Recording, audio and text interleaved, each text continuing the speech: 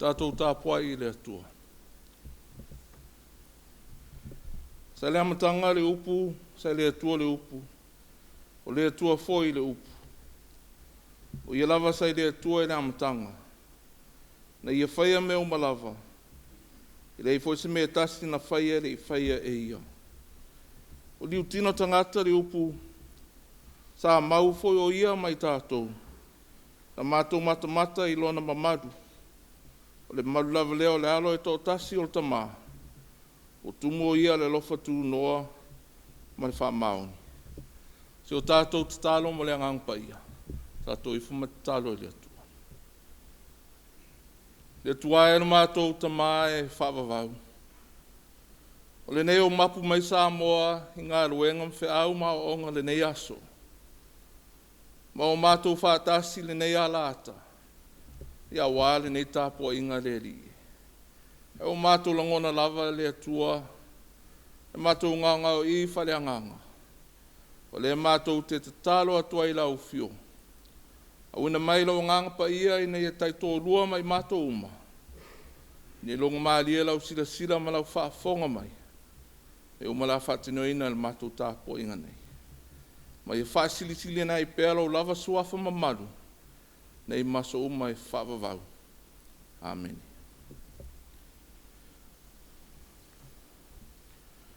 O le whaitawina o le tuspaia, tuswhidwhilea mo le nei Afiafi e tusa ma le whaasinonga le tuswhaitau aso.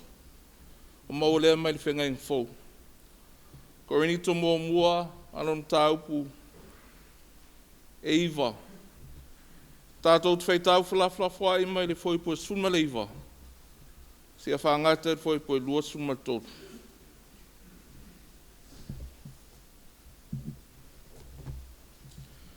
Korinito mua alon taupu e iwa. Tātou te whaitau whalaflafua I mai le whoipo e sunma le iwa. Sia whangata e whoipo e lua sunma tōru. Whawhonga maia, whiongpa I o le atua. Wai ui nau sa o loto mai tangata uma. O whapolonga I nā ue au mo tangata uma. E na ia tili ai tō tele o te maua.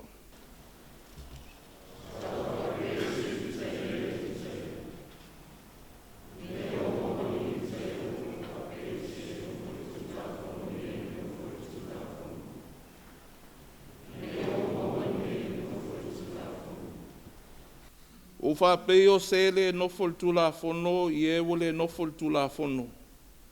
E le ona wole nofo le tula fono I le atua. Au au nofo le tula fono I a keriso. Ina iau maua ni e wole nofo I le tula fono.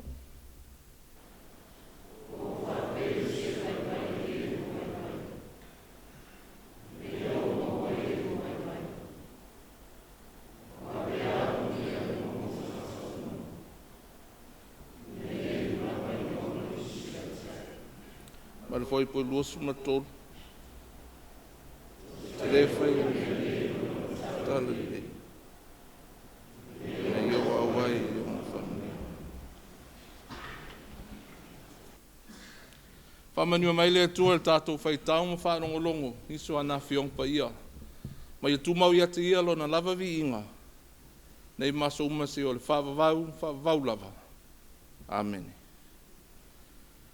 O launga le suafo le atua le tamā, le alo, ma le ngangpa ia. Amene. O maulu matua launga ma le tusi sa tātou whaitauina, mai le whengai fau. Korinito mua anam tāpua iwa. Ai wau whiriwhiria le whaipo lua suma lua, e whaima matua, whaafonga tato e whaitauina. O whapei o se vai, I e o vai. E nei ia maua e o vai. Wa vea uma me uma mo tangata uma. E nei iu lava ina ola nisi I a te au. O le minato au tū mo le nei aso e tusa mal whasinonga le tusa whaitau aso le whakasa. O le atua o mea uma I tangata uma. O le atua o mea uma I tangata uma. God as all things to all people. O le manatu au tū o le vai aso. tasi a Keriso, all one in Christ. O le atua na whaia me o malava. E reisi me tasi o lo tātou iloa, e rei whaia le atua. E o foi le tangata, na whaia le atua le tangata. O le tasi nei o talitonunga mautu, o lo nofo ma lau keusiano malava. E o foi lau keusiano Samoa, a mata mai lava o tātou laiti, o nā oina le talitonunga lea, pei foi ona whaia i tātou whanau i aso nei, i le fesiri, o aina whaia oe, o le atua. So ai male isi fesiri, o ai lau whaola, o Yesu. A tono e tau whapele manatu au tū mo le nei aso le tūs whaitau aso le whakasa, o le atua o mea uma i tangata uma. O lona winga, ese fōringa o le atua mai lea taimi ma lea taimi. O no le atua na ia whaia me o malava, e ma whaia ona tātou whapea, o le atua lo iai me o malava, mo le tangata whātua tua i le atua. O se whātaitainga, a whai o se tala fia o tātou maua, i se mere lei o tupu, o loto loto iai le atua i le nā taimi. E whapena foi se taimi o mawhatianga, ma whainga tā, o lo iai foi le atua i le taimi whapena.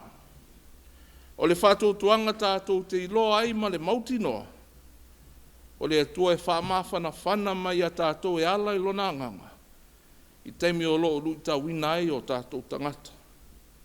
O fōringa ese ia o le atua o mea uma i tangata uma. God has all things for all people. Whapena foi ona tātou vaia fōringa ese o le atua, pe ona whaitawina mai le whenga fōu. O le vaenga le tusi mua Paulo le kaile sia Korinito e pe ona sa tātou whaitawina sina vaenga. O lo iloa e fōringa ese o le atua, e pei lao le nei. O lo a mata mai lava le nei Tapuaiga. I le tamwhai e Paulo na wha mauti noa mai, ma whai loa mai.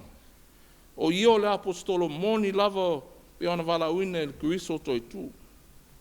O le tasi le nei o fōringa o le atua, o lo na alo ma le whaolo tangata uma, le Keriso toi tu e pe ona sawa ai le apostolo. A o lisi whamaoninga o le tau apostoloina o Paulo, o fuo ngā ruenga o le anganga, ma le tele o tangata o li liu mai whainga whaapau i le nua Korinito, o no ngā ruenga tā lai a Paulo. I luoni mawhauwhaunga e fia whamamawhaina, i le nei Afiafi, a ngai il tātou manatu au tū, o le atua o mea uma mo tangata uma. Mua, i tātou wai matangata, ona o le tala lei. Whai pusa whaitawina nei, tasi le nei awala sa whaunga ina le apostolo Paulo, e maua i tangata mo Keriso, o le au wai ma i lātou. O le Paulo o tangata sa o loto, a o leo whaapolonga ina. Ina ia vea polonga, ma ia maua ia nganga e tō tele, mo le maro le atua, i le ngā luenga tāla i a le apostolo. Nā vea foi ma Iutaia, ina ia maua i tangata Iutaia. O lota ua foi le whaupu lea whaitawina. Sa ia awai ma tangata o le tulafono, ene ia maua tangata o le tulafono. O le iwa ia awai atu ma tangata Iutaia. Awa o tangata lava ia e nuera tasi lava ia i latou, o le tausia o tulafono. Sa whapea fōina awai Paulo, mai lātou i leo tausia tulafono, pe ma whai ona whapea, awai atu Paulo mai lātou onu ese. A le tama whai ala apostolo ina ia tā lai le tala lei a Keriso, le ena ia awai ai mai lātou. I le male whai upule nei wa vea ma o tātou matua, o le tangata vai. O Korinito se nu e leni e tele lona tamawa inga. E tele fe whaataua inga e whaia. Ma e tele foi tangata whaomea ma tangata leanga. Tele foi tangata e ola whaapau. Ma tāpuai o lātou lava atua. Ale a wai o Paulo ma tangata vai po tangata mativa. I se isi whawinga ina. E wha loto tele ina ai la tau. Ono le lofo lo wha soa ai mo la tau le apostolo. E uilo iai le iata tau o Paulo. Anga i fōla na ngā ruenga tārai. O mea ai o vai ma mea tō tino lo fōa ia te ia le kālesia ma tangata Kristiano i Korinto. O lona lava whaitalia na te le talia ina ai o ia wai whaatasi ma e vai. E māfua ono le tala lei. Ia ma le mawhauwhaunga lona lua. Ia vei tātou ma fōlinga o le atua mo isi. O le awai whaatasi o Paulo ma tangata iutaia. O lo nofo il tula fono. Whapea foi ma tangata o nu ese. La tau e leo lo nofo il tula fono. Whapea ma tangata vai. Wa vea lava Paulo ma fōlinga o le atua mo i lato umanei. O le atua na te le whailonga tangata. Ai anga wa uma tangata uma. I whamanuianga mai le atua.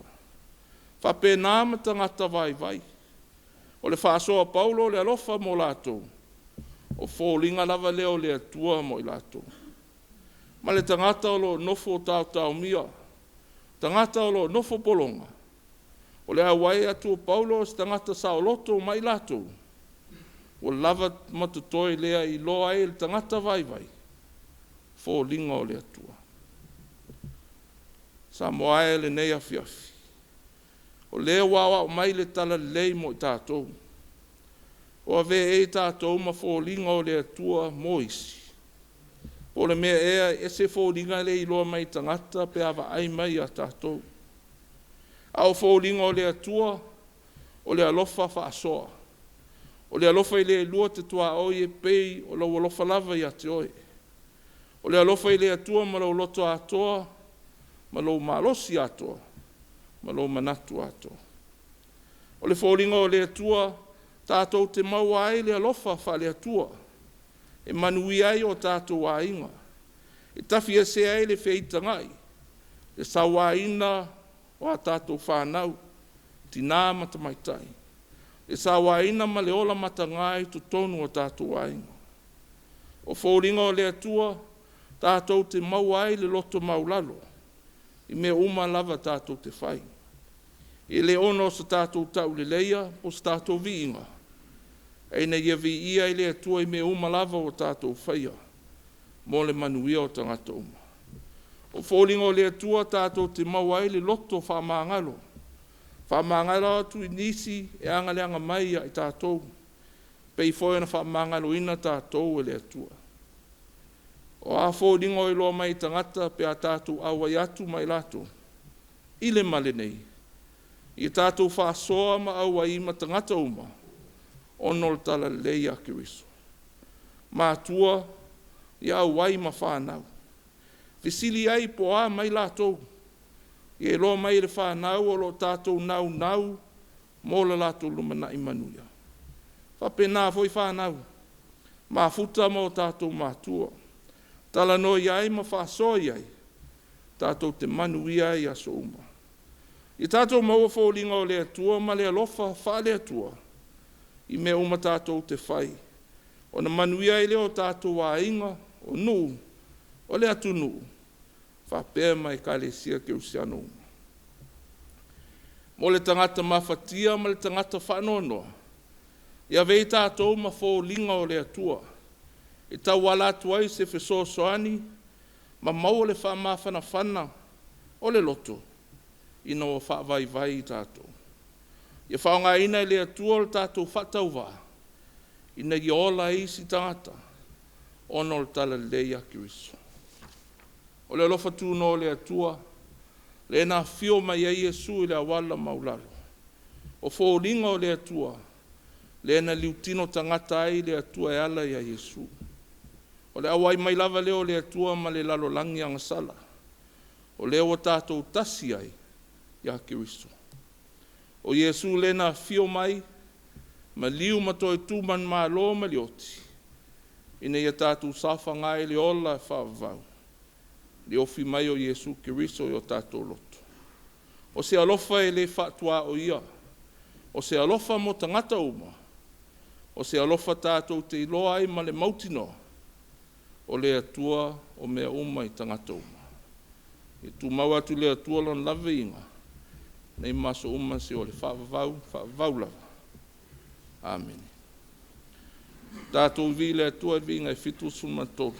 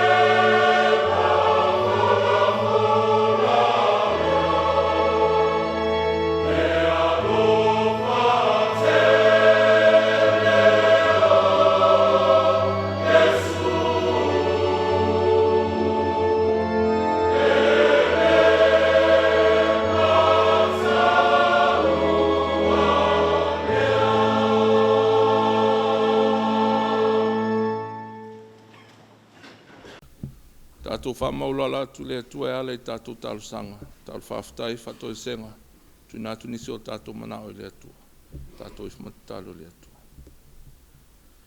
Le atua tōl taisi pa iae, le atua le tamā, le alo ma le ngang pa ia. O lau fio lava le atua le lofa fua ma le lofa muti vale uma lava. Pei voina mātou pe pese atu le nei Afiafi le li e. O lo lofa moi mātou le atua o tele na wā lea moi mātou. Mātou te whaftai le atua ona e whanene ina lava vi e lava lo suafa ma malu e whaavavau. Whaftai le atua malau tau singa ia Samoa le nei aso. Le nei o mātou mapu malolo mai ngā ruenga, FAIAOGA ma o onga le nei aso. Lo tu maupele manuia ma lo lofa tausi a te mātou. Whaftai le atua mo Samoa le mātou Tofi. Whaftai no le tele ma le ano anoa i au whaminianga ese ue foa i mo i mātou. Ue whaasafua lava i le mātou ola le atua li tu whale anganga whaletino. Whapea voi le tu whale mawhauwha. Whaftai tele le atua no lau tau singa i a te mātou uma. Whaftai mo lau whaonga ino i mātou. Pei fōna i aili nei ala ata le li ie. Whaiona tāle atua i lau tala le lei. Whaftai le atua mo lau tala le leo leo wāoa i Samoa. Mātou te whaftai le atua ono lau tusipa ia. Whailava lea masulu i o mātou vai malam lama i o mātou wala. Mātou te iloa e lau fina ngalo mai mātou. Whailava lea mata ua o mātou o langa i asu whaiso. Whaftai mo le ngaluenga mana lo ngangpa ia. Ilona whaaloto tele ina i mātou pe a mātou vai vai. Ilona whaamawhana whana pe a mātou whanono. Hai sili ona mātou whaftai le atua. Ono Yesu Kiriso o mātou ali whaola. Tongi ola we sauni ala ia Yesu le rie. Na fio mai mi tino whaatasi ma tangata. Ma liung toi tu man malo i ne whaole inai mātou uma. Tu mau i lau fio le atua le inga ma whamanu. Nei maso uma se o le whawa. Mātou te whato e se atu le rie i le nea Afiafi. Awa o mātou longona lavo i mātou tangata anga sala i o luma. Wanga sala Samoa le atua. Wanga sala i mātou teito tasi. Ono o mātou le whaiau tu la whona matausia i aso uma o mātou ola. O mātou mana tu lava i so mātou mawhai le atua. Ma so mātou mālosi. A wau noa na whaafoi vi inga i lau fio. O mātou mana tu whasausiri o mātou so atangata. Le atua o mātou tamau o tele a mātou wanga sala. O mātou te whato e se atu i lau fio le nea Afiafi. Se alo whamwhamanga lo ina i mātou. Ia vele toto pa ia o Yesu Kiriso o mātou li whaola. Ma wala e toi whaafau ina e se loto fau i ati mātou. Toi avatua i mātou se mawhtanga mawhana whana ma lau fio. Mātou te tautua e lau fio ia wala e se pe ona e walau ina i mātou. Le atua lo whaelo mātou tama. Mātou te sa ili manuia i lau fio mo Samoa. Iang le leile i e taitai o i mātou uma. Taitai fale malo, taitai fale atunu, taitai fale kare sia tutonu a inga. Ia lo fale atua. Mau pele tō wha mai lau fio. A wāwhai unga whai mo i mātou uma. Anga leile atua i tangata Samoa uma i nei Samoa. Pa pele tō tele ua au mau i atunu mau. Tausia maanga le leipea i ati mātou. Talo leli ia mo mātou tamama tina mātutua. La tolo tapo ia mātou whaiva i aso uma. Tamama tina mātutua lo nopi ai. I mapu i whangalele. E whamanuia le atua i la toma. Talo moa mātou whanau leli ia. Whamanuia i ati lato. I le lato tuptupua i le nei lalolangi. Whapenao na manuia lato lumanai. Talo le tua mo i lato uma lo nofsala i to ese tanu malala. E whamanuia i ati lato. Mātou te mana tua le li ie. I lalo langi vevesi ono tau ma whewaiwa inga. E whamanuia ma i vave ono o mairi file mu i o mātou tangata. Mana tua foi le tua atu motu Pasifika. A pena ona e tausia ma i angri lei pea ai mātou uma. Nisi i o mātou te talo le tua. Whatasi ma te talo i o mātou loto lava ia. Ine ia whaia pea i ailo lava fina ngalo le tua. Ai leo o mātou whatawana. Whamanuia foi ngā ruenga o nei ala ata. Tui nātu lau tala lei tafa ese o lalilani. Ono Iesu ala tuai na mātou te talo. Ai mātou te fia te talo whaatasi talo na o mai mo I mātou. Lo mātou ta mai o le lani. Ia pa ia lo suafa. Ia mai lo malo. Whai lo fina.